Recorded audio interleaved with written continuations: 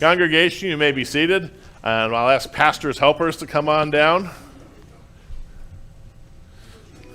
And I'll start dancing. There we go. You got to dance to this.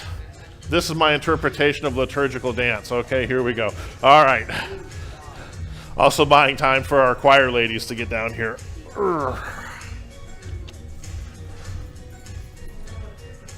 You got to admit this is a catchy tune, right? No, you don't like it? Okay, well. All right. Good morning, guys. Good morning.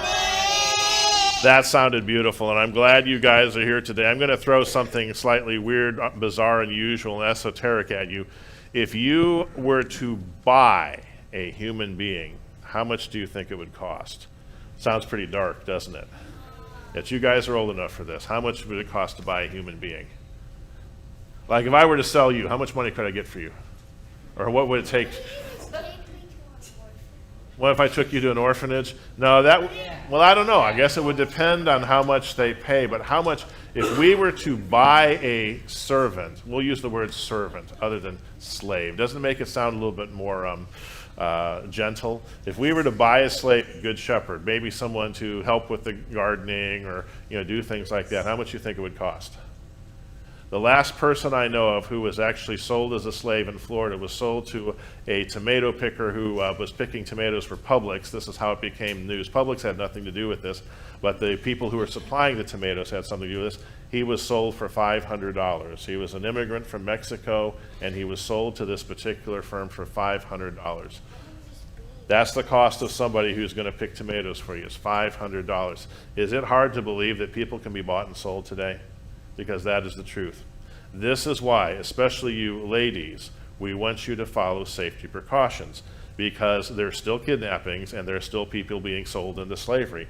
And it can be a really interesting world. So when they say if you're out jogging, choose different routes at different times, please do that. And gentlemen, be mindful of these things too.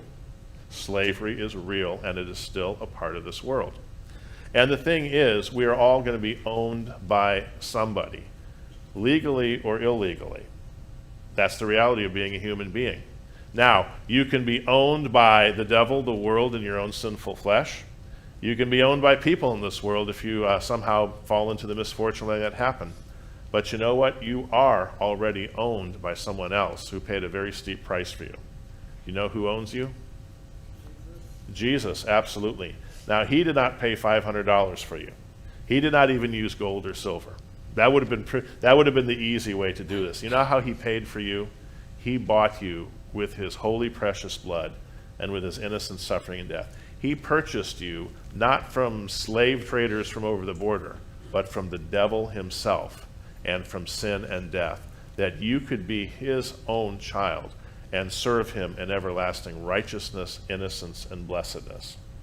I want you to know how valuable you are, because the world might stick an arbitrary price tag on your head someday, maybe even declare you to be a useless eater or some other weird thing as these politicians and these intellectuals start to slowly lose their minds.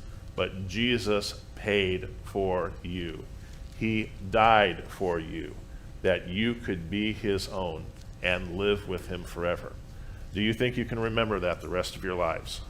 Please do so. Let's say a prayer. Dear Jesus, thank you for purchasing me from sin, from death, and from the power of the devil, that I might be your own. Help me to remember that you love me always. Amen. Thank you guys for helping me out today. You can go back to your seats.